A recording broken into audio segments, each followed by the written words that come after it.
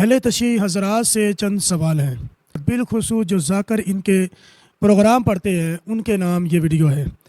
تمامی جتنے بھی سوال ہوں گے ان کا جواب دینا میں سمجھتا ہوں کہ آپ کے اوپر ضروری ہوگا، اور اگر آپ ان چیزوں کا جواب نہیں دے پاتے تو آپ سمجھ جائیے گا کہ مسلک اہل تشیع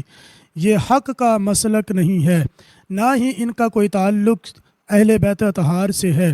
آئیے میں اپنے چند ایک سوال جو ہے وہ آپ کے سامنے رکھتا ہوں۔ یہ سارے کے سارے سوالات بالخصوص شیعہ ذاکرین کے نام ہیں، اگر کسی میں ہمت ہو تو ان سوالوں کے جواب دے سکتا ہے۔ سن 11 ہجری جس وقت حضور علیہ السلام کا وصال ہوا، حضرت امام حسین رضی اللہ تعالیٰ عنہ کی عمر مبارک 7 سال کی تھی اور خالصتاً آپ بچپن کی عمر میں تھے۔ اس حساب سے 51 ہجری کو کربلا میں یزید کے مقابلے میں آ کر شہید ہوتے وقت آپ کی عمر 57 سال بنی۔ گویا حضور کے وصال کے وقت سے کربلا کے معرکہ کے درمیان میں آپ کی عمر مبارک 50 سال کا حصہ بنتی ہے۔ سوال یہ پیدا ہوتا ہے کہ آپ کی عمر کے یہ 50 سال اتنے قیمتی جو تھے وہ کہاں پر گئے؟ دوسری بات، کیونکہ جب بھی حضرت حسین رضی اللہ تعالیٰ کا ذکر ہوتا ہے تو یا تو آپ کے بچپن کا ذکر ہوتا ہے، مثلا حضرت امام حسین کا نام خود حضور علیہ السلام نے تجویز فرمایا۔ حضرت امام حسین رضی اللہ عنہ ایک مرتبہ دوران نماز بحالت سجدہ حضور کے کاندھے مبارک پر سوار ہوئے تو حضور علیہ السلام نے سجدہ طویل کر دیا۔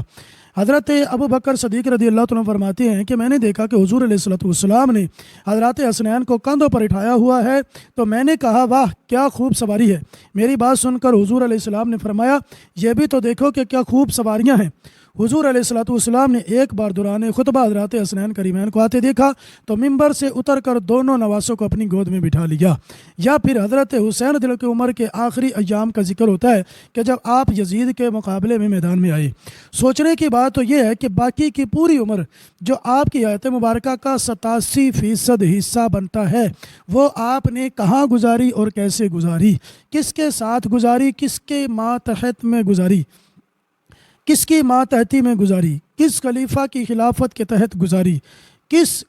نمازیں کس مسجد میں پڑھی، کس امام کے پیچھے نمازیں پڑھی، رشتہ داریاں کہاں کہاں کیں، آپ کی بہن حضرت ام کلثوم کے لیے آپ کے گھر بارات کس شخص کی آئی تھی،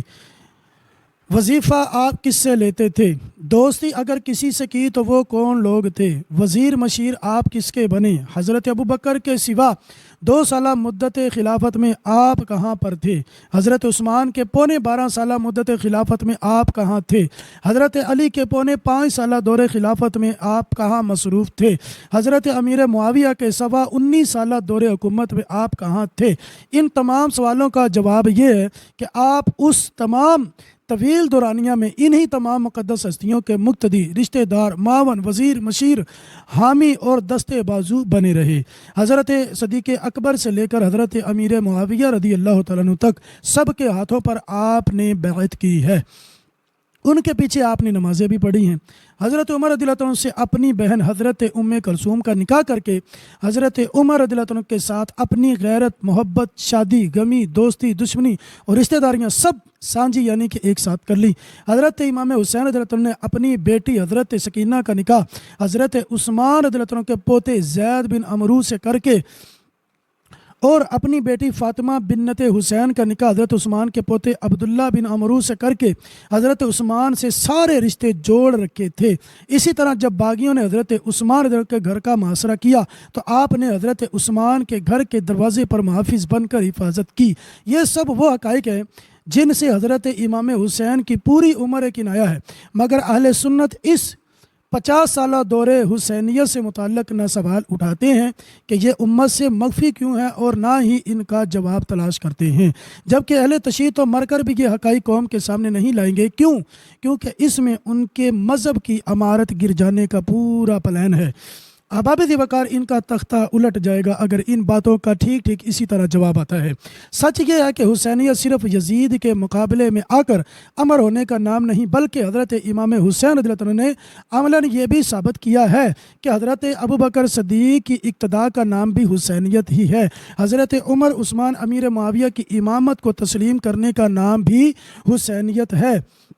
حضرت عمر حضرت عثمان سے رشتہ داریاں کرنے کا نام بھی حسینیت ہے۔ حضرت عثمان کے گھر کے باہر حفاظت کے لیے کھڑا رہنے کا نام بھی حسینیت ہے، اور تمام حضرات صحابہ سے محبت کرنے کا نام بھی حسینیت ہے۔ حسینیت کو صرف کربلا تک محدود کر کے حضرت امام حسین کے باقی 50 سالہ حیات مبارکہ کے معاملات کو چھپانے والا شخص حضرت امام حسین کا محبت کرنے والا عاشق نہیں ہو سکتا، بلکہ وہ امام حسین رضی اللہ تعالیٰ عنہ کا دشمن ہے۔ جتنی میں نے باتیں کی ہیں یا جتنے سوالات آپ کے سامنے رکھے اور ان کے جوابات بھی رکھے ہیں، اگر کسی میں دم خم ہے کہ ان کو غلط ثابت کرنا چاہے تو میدان سوشل میڈیا کے اوپر لگا سکتا ہے۔ انشاءاللہ یہ فقیر یہ سارے معاملات آپ کی کتابوں سے بھی اور اہل سنت کی کتابوں سے بھی ثابت کرنا جانتا ہے۔ اصل بات یہ ہے کہ اہل تشیع ان باتوں کو کیوں چھپاتے ہیں؟ اگر وہ ان باتوں کو ظاہر کرتے ہیں تو اہل تشیع کا جو مذہب ہے